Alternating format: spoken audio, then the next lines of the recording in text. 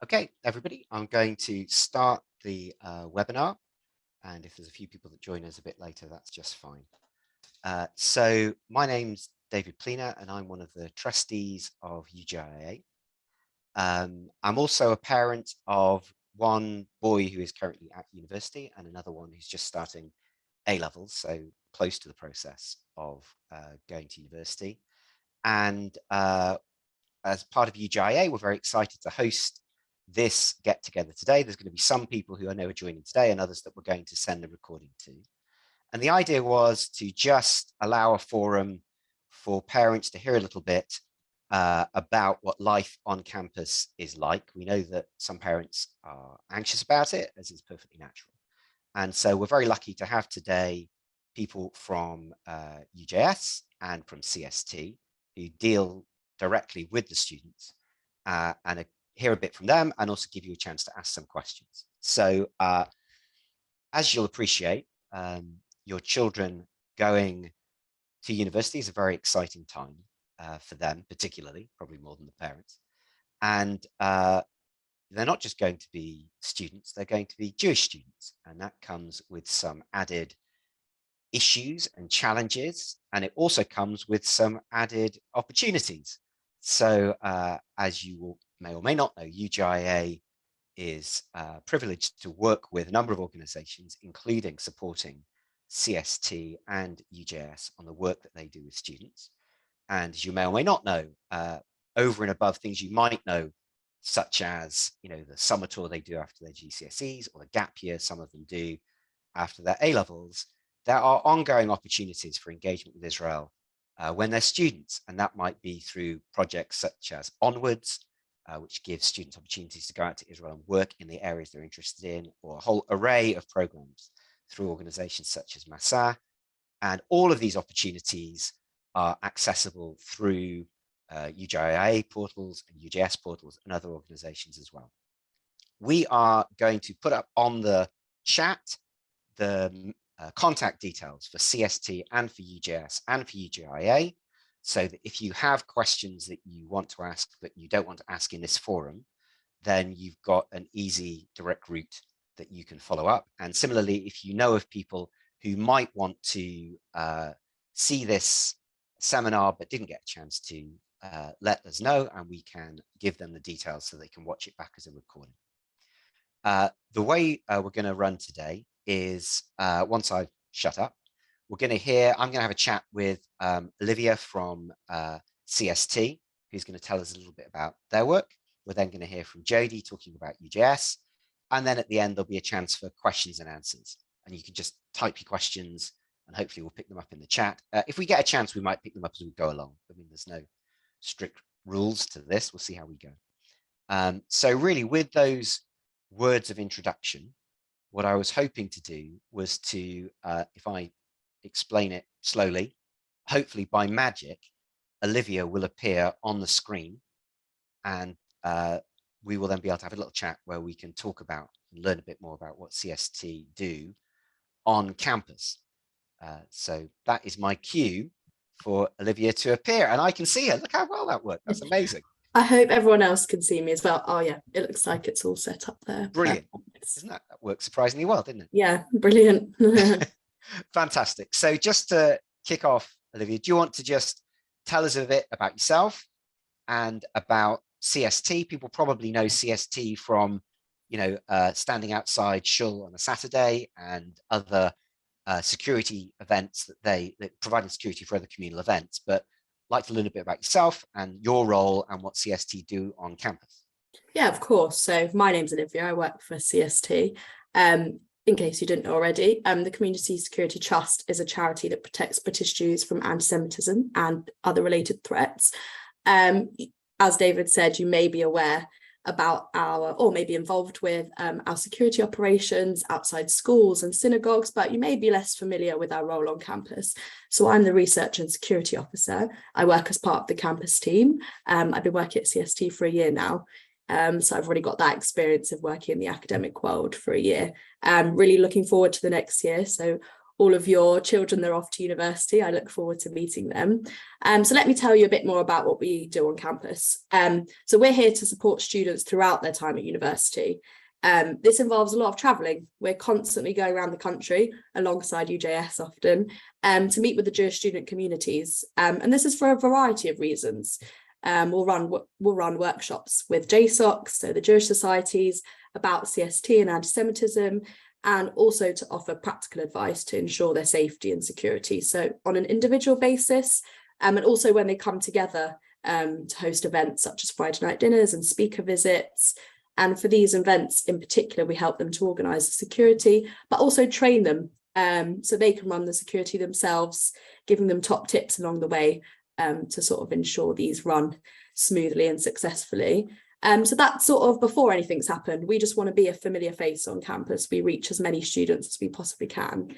But more importantly, I guess, if there are students who have been the victims of anti-Semitism, both past and present, so even if it was something that happened a while ago, we're always there to provide any kind of support they need. And alongside UJS together, we're that first port of call for students who report or have experienced any kind of issues. It's very important to us that students contact us anytime for any reason, and we'll always be on hand to help them. So what we do, speak to them on the phone, visit them on the campus they're at, offer practical advice, and then sort of liaise with the appropriate people to ensure any issues they're having are dealt with appropriately. Always in partnership with UJS, I will keep saying that, I can't stress that enough. And if there's a need to get the police involved or university security staff or just staff in general, we're there to provide that advice and support. It's important to know that in the absence of issues, we're not constantly thinking that there's going to be problems on these campuses. We want to provide education. So that's for the students when we're running those workshops for them, but also we just spend a lot of time visiting universities, educating departments of staff about CST, about security. UJS do the same. We just want to create an awareness about anti-Semitism and sort of teach these campuses how best to support Jewish students. Another facet of our work is the campus anti-Semitism report. So if you want to have a look at our website, you can see how we cover the last 2 academic years. So by that, I mean 2018 to 2020, as we'll have another report coming out soon. And we basically explored what it was like to be a student on campus, shared the experiences of many, the good and the bad, giving statistics, offering recommendations to university. It's important to note that Jewish students enjoy a strongly positive experience on campus. That's something our report wanted to stress, but that on occasion it does affect Jewish students and staff. So it gives us a good chance to address and tackle anti-Semitism where it exists, offering these recommendations to the university and also sharing the report with government. So they can give us the much needed backing and an acknowledgement that these kind of issues deserve. And really just to be around, meeting the students face to face so they know exactly who we are in the likelihoods, extreme likelihood, but just in case they ever need us. So that's a bit about us. We're more in the background, I would say, for when you need us, and then also just to meet you as a friendly face too. So what kind of, I mean, that's all really helpful. Thanks, Olivia. What kind of things would a student contact you about? I mean, at what level would you want to be involved? So this is more about sort of reporting to CST. So on a surface level, you're welcome to contact us about anything, any kind of issues you're having on campus. And if we can help with that, we are more than happy. But in terms of sort of being alert on campus, looking out for things, whether that's things you've seen on social media, if there's any damage to Jewish property, any threatening behaviour towards yourself or others, and you think there's sort of anti-Semitic undertones. Of course, if anything's happened to you, and like I said, past or present, so if it's something that's just happened or if it's something that happened in the past, please let us know about it. Same with things like graffiti and literature you might find, anything like that, we just want to hear from you. So what happens is we'd say that if it's not urgent and you just want to say something, for example, you heard something in a lecture and you think a lecturer might have been anti-Semitic, or even in a conversation with a friend, you thought that something they said was anti-Semitic, pop us an email or a text. I think we'll have our details in the chat at the end. If it's an emergency, time sensitive, you're in a very precarious situation, then, or, you know, any kind of immediate danger, we'd ask you to call the police straight away. and then call our CST national number. It's an emergency number, but it's not for just emergencies. It's just a way of reaching the office. So I will say that if you do find yourself in a situation where you can't contact us straight away, but you want to get hold of someone, by calling the emergency number, it's not the same as calling 999. It's just a way of reaching us kind of immediately. And then it always filters through to us. And just picking up on something you said before, Olivia, when you said that, of course, Jewish students have enormously positive experiences on campus. Exactly, yeah. So it's a balance, isn't it, I guess, where on the one hand, CST are there to look out for those rare moments where there are issues and to be vigilant with all those things, but to try and give parents a sense of the level of concern that they should reasonably have. Is it fair to say that actually these things are still very rare and the vast majority of students, it's not something that they're encountering on a daily basis? Is that a fair comment? Yeah, absolutely. And that's something our report could clarify, given the number of incidents that get reported to us. Now, you might think that, just because our numbers don't sort of show the total number. We spend a lot of time speaking with students, and I'll sit at Friday night dinners with cohorts of like 30 to 100 people, and I will find maybe one student in the room who I've spoken to who's maybe had some kind of negative experience. And that's not to say it was fully an incident. There might have been some kind of issue, but in terms of the broader experience, just having sat down with so many people in one go, it's clear to me that not everyone's approaching me with issues. They're just approaching to introduce themselves, or I'm introducing myself. There's a nice friendly aspect to it, a sort of less formal approach that you might think from CST.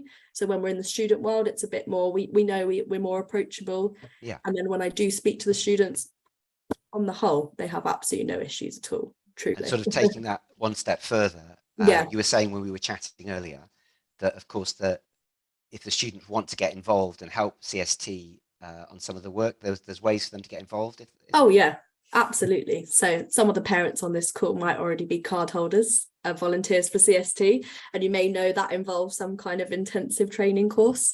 So we run an equivalent for students, a cadet course. So this is a course to become a security volunteer for CST, or a card holder as it's sometimes known as.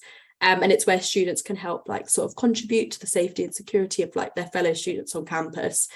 So during the course, you learn the theoretical and the physical sides of security. So what I mean by that, on the theoretical side, you know what to look for, you know what's suspicious, you know what's not, what to do in certain situations. And then I think the fun side is the Krav Maga. I don't know if people agree with me on that. And I know if any CST people are watching this, they'd be proud of me for saying that. But it is the fun aspect of it, learning some self-defense. But the important thing is actually with this, it is useful if you do become a CST card holder to get involved and volunteer with your team. It's a great way to meet new people, especially if you're an incoming fresher. It's a good chance to get to know some of the Jewish students at university. But it's new skills, transferable skills that don't necessarily just cover the remit of sort of campus security and student events. It's just good for your everyday life on campus. Keeping safe, being wary, not sort of as something that should be at the forefront of your mind, but just to have that extra knowledge can be quite useful. And it also covers online security as well. Lots of top tips for that. Happy to share some right now. But in general, we go around and we just explain how you can best cover your online security. And I just think personally, it's so useful for your everyday life as well. So yeah, that's a perfect way to get involved if you want to. If you meet our student volunteers, so if you meet me, or any other of the people on the campus team while you're at university, we will do our best to recruit you, but it's up to you at the end of the day. Brilliant, thank you. And something I sometimes get asked, this is an impossible question for you in a way, because of course you weren't at university when I was at university, and some of the other parents would have been at university, but do you have a sense of how things compare to when we were there as a Jewish student going to university? What are the main differences? So the main differences, we see a lot less physical incidents. So our campus report from 2 years ago picked up a handful, 4 incidents during the last 2 academic years. So that was 2018, 2019 and 2019, 2020.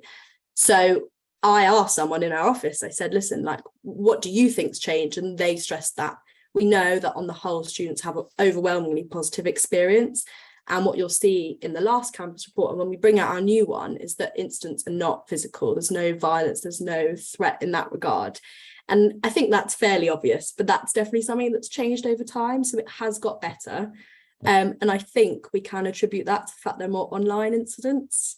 Right. And not to be the whole, I'm a young person, all the people on this call are older, but with the proliferation, with the increase and use of social media platforms, that's kind of where anti-Semitism, particularly on campus, has moved to.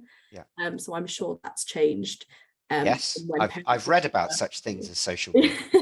The Twitter, the Facebook. The Twitter and the Facebook, yeah, on the World Wide Web. Yeah, but just to offer like a bit of an understanding to that. So online spaces, they give like anti-Semites the opportunity to share their ideas, simple, nuanced, no matter who you are, what you're saying, but you have sort of, you can be more anonymous. You've got more of a distance from your target or whoever you're talking to. So abuse and threats on these forums, they can reach the victim quickly and without sort of any ramifications. So you're more likely, and I think this is the same for like the wider like community, is that you're more likely to say something online than you are in person. You're emboldened by the fact you're behind a screen. And if we look at the May conflict last year, we know that anti-Semitism, we know that when there's sort of anger and hate directed towards Israel, it does spill over into anti-Semitism. So in a campus context, we noticed a lot more online incidents as students were discussing and debating. And it's not to say that every conversation, whether they took a Zionist stance or an anti-Zionist stance, sort of evolved into anti-Semitism, but we did notice a high proportion of incidents during this time. In fact, we actually recorded a year's worth of incidents in a month, and these were all online. So if you sort of compare that to your time, when you were perhaps at university as a parent and there was some sort of like conflagration or conflict in the Middle East, you might not have seen it online so much.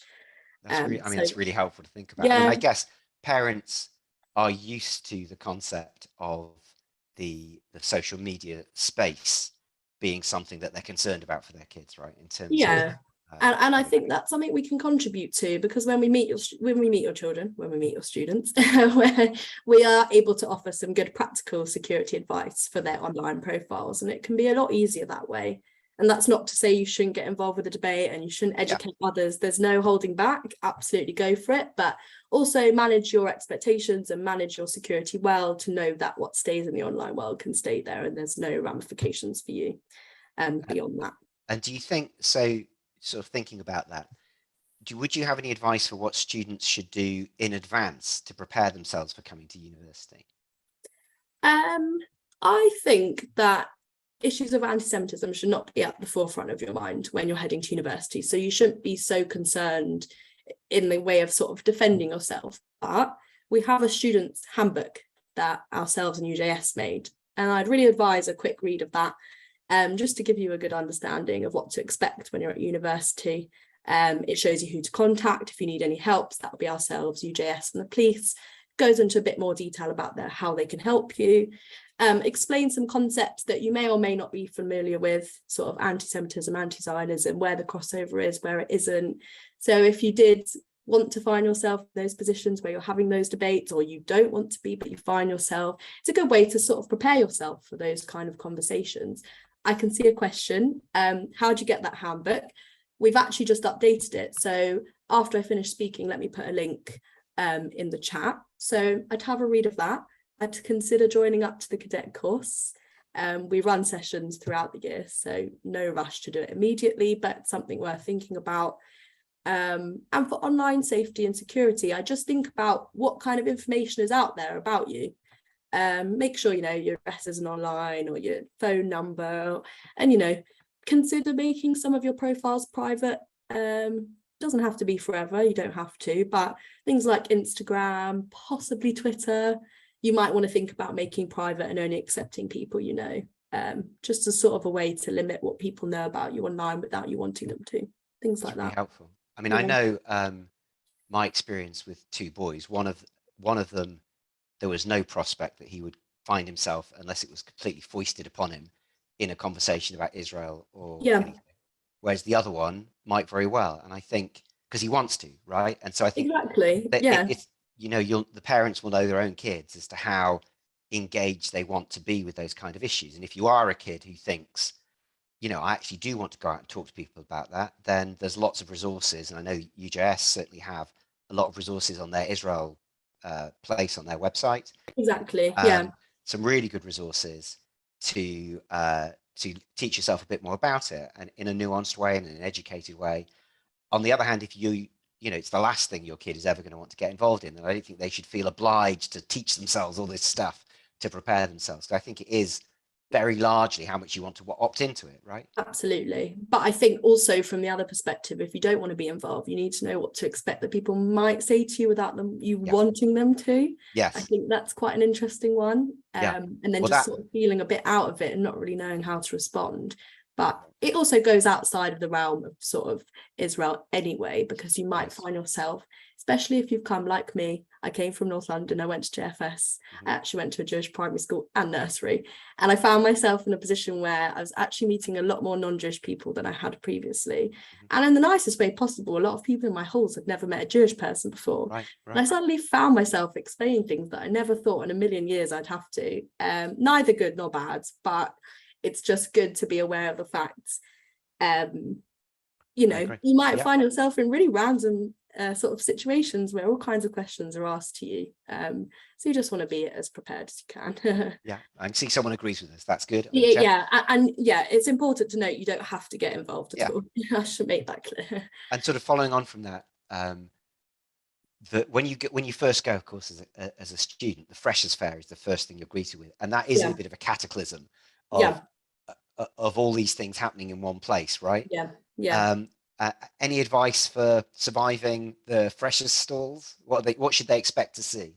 So the Freshers' stalls are quite a fun one. They can be quite overwhelming. All kinds of flags, all kinds of ideas. The JSOC stall you'll want to head straight for, and there may or may not be a nice Israeli flag waving in the background and some resources and people there to talk to. But you may also find, you know, any other kinds of societies that you may not have expected to see.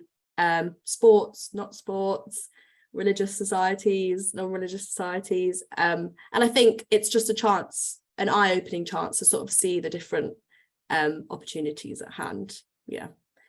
And parents will have their own sort of take on what they are anticipating for their kids when they go. But something that I get asked, and I suspect you do too, is are there any no-go places? Are there any places where you would say to a Jewish student, actually, I don't think you should go there? No-go places on campus or universities? Any universities, would you say your kid's thinking of applying to this university, don't go? No, absolutely not. I think there's no campus that's off limit to Jewish students at all. When you're choosing, you shouldn't really feel constrained by what you've heard, past events, or sort of any concerns about where anti-Semitism may be more prevalent than other places. We know that the vast majority of students will go to university and have a fantastic time. And in any case, if there is any situation that arises, we are here to support you. That's why we're here.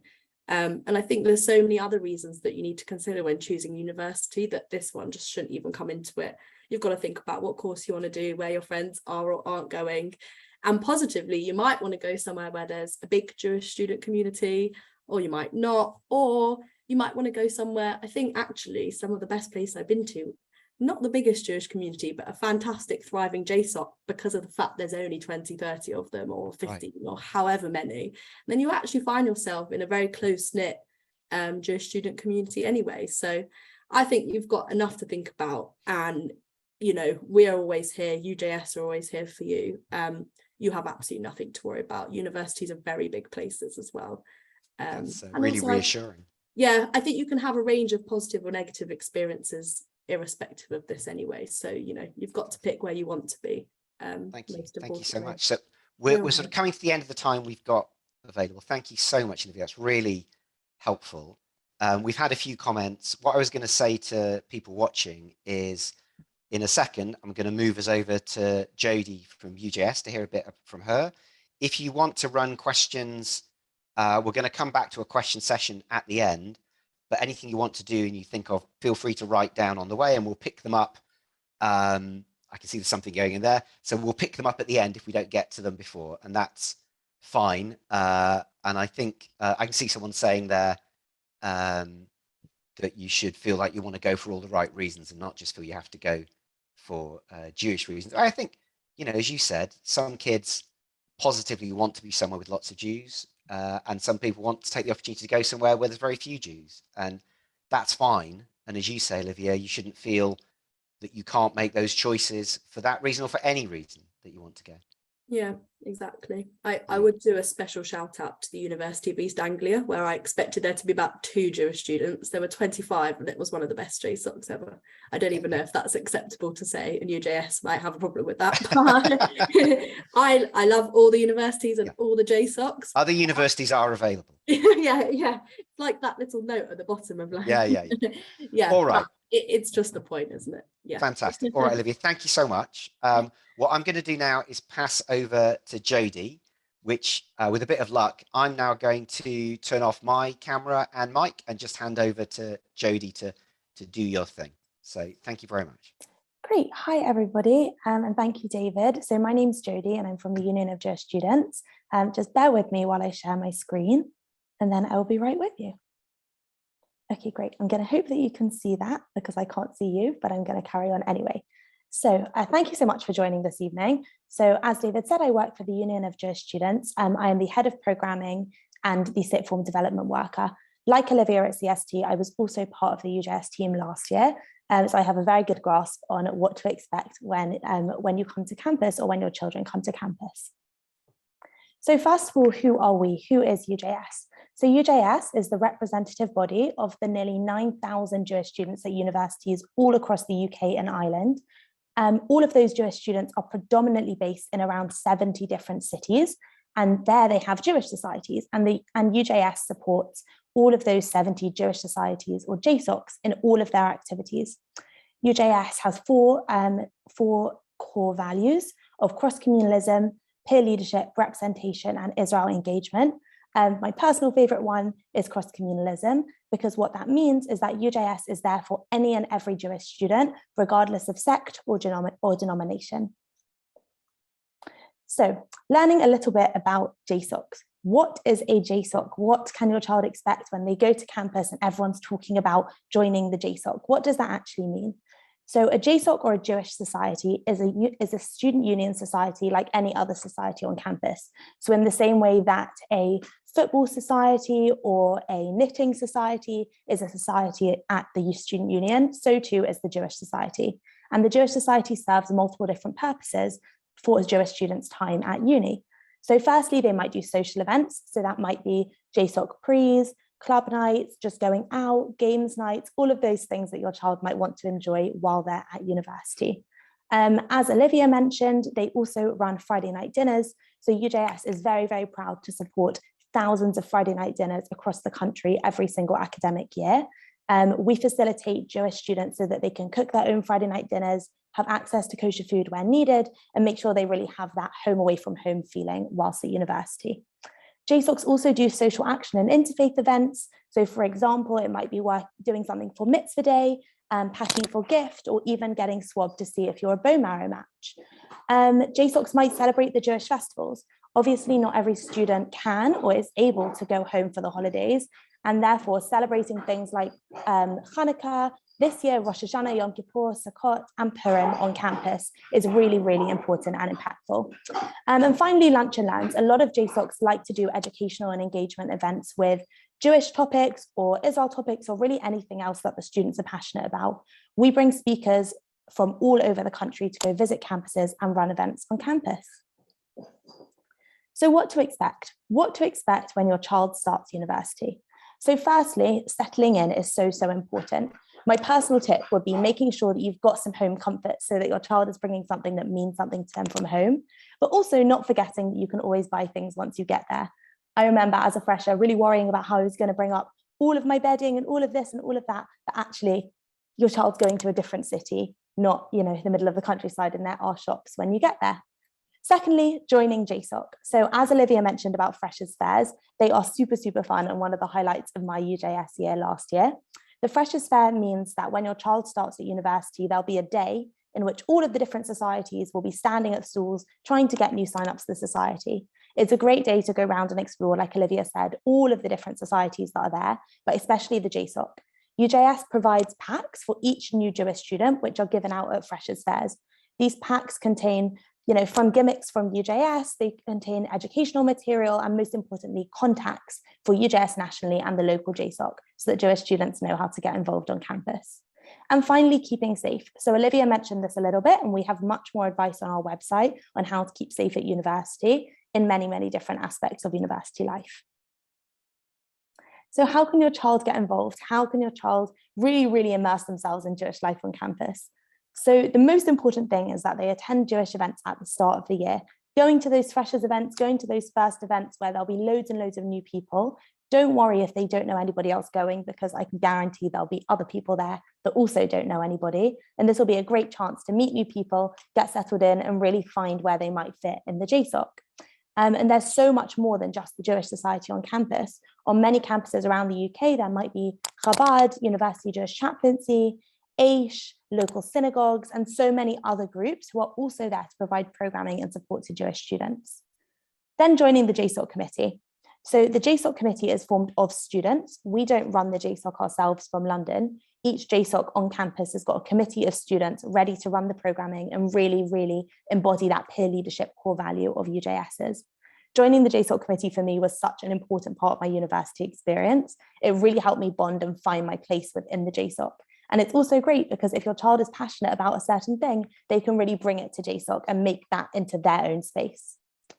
Next, you can find the thing that your child is passionate about. So not every JSOC event might be suitable for every single Jewish student. For example, if your child isn't interested in getting involved in anti-Semitism awareness, they might not want to go to a training about that, and equally with any other topic.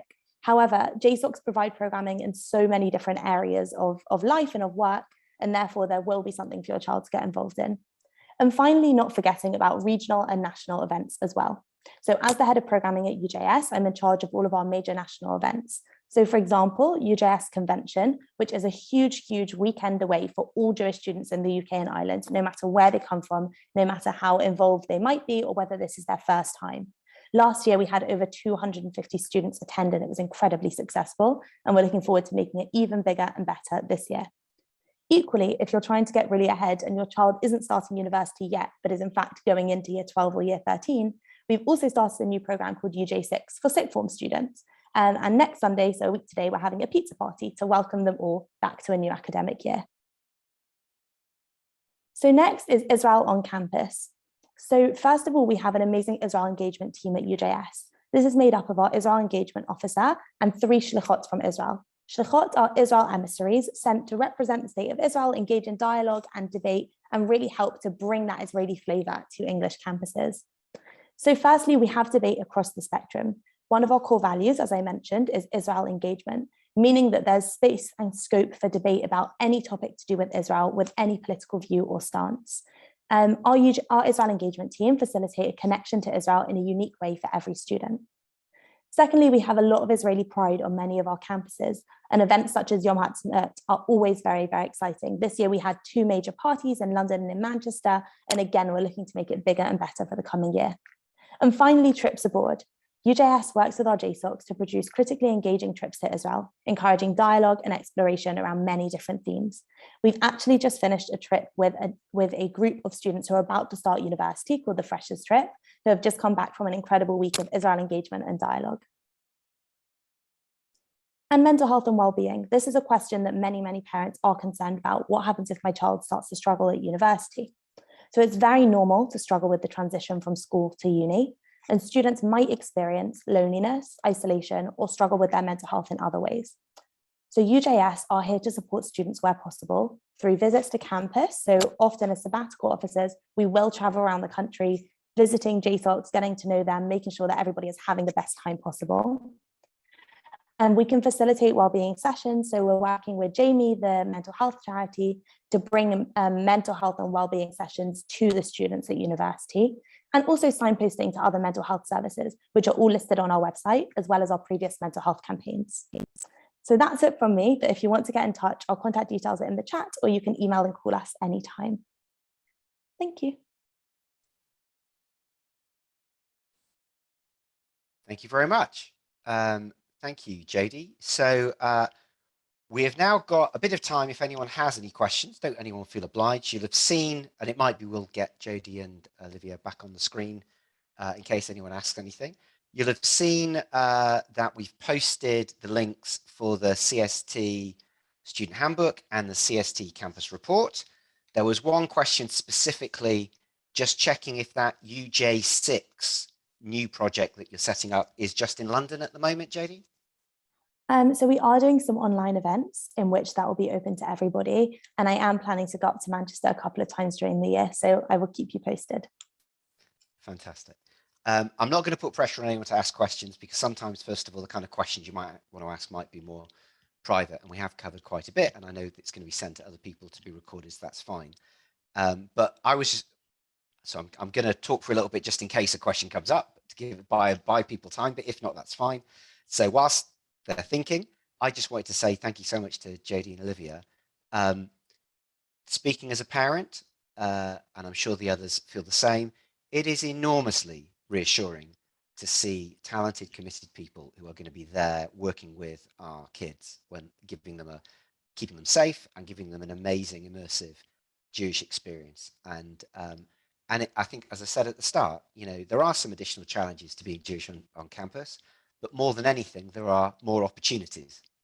And I always felt, oh, someone's got their hand up. All right, we're finding out. I always felt lucky to be one of the Jewish students. And I think that a lot of the time it's worth bearing in mind that when people ask you questions about being Jewish, I think it was Olivia saying, you know, you're often meeting people who've never met Jews before. Often it's just genuine ignorance and interest, and they're not being rude. They just haven't got a clue. Just like perhaps you don't have a clue because you haven't met somebody from another background and you want to ask them, and you might do it in a less than sensitive way, unintentionally. So people shouldn't presume that it's suddenly meant to be aggressive. I can see we've got a question there specifically about Yom Kippur services or meals at Oxford. Jodie? Yes, so there are, don't worry. So I'm going to ask Joe to put a link in the chat, which is to the Oxford Facebook group for all Jewish students there. They are joined up with something called the Oxford Jewish Centre, which doubles as an event space and a synagogue, and they will have services and meals for all of the Chagim, so don't worry. Fantastic. All right, well, in which case, thank you so much for your time. Thank you everyone for signing in. If you do know anybody who you think might also find this useful to have a look at, let us know. You've got all the details to get in touch and we will send it to them. And otherwise, I hope everyone has an amazing experience for their kids at university. And I hope Jodie and Olivia, you have great years. Thank you so much. Thanks, everyone. Thank you for joining us and for having us, UJIA. Pleasure.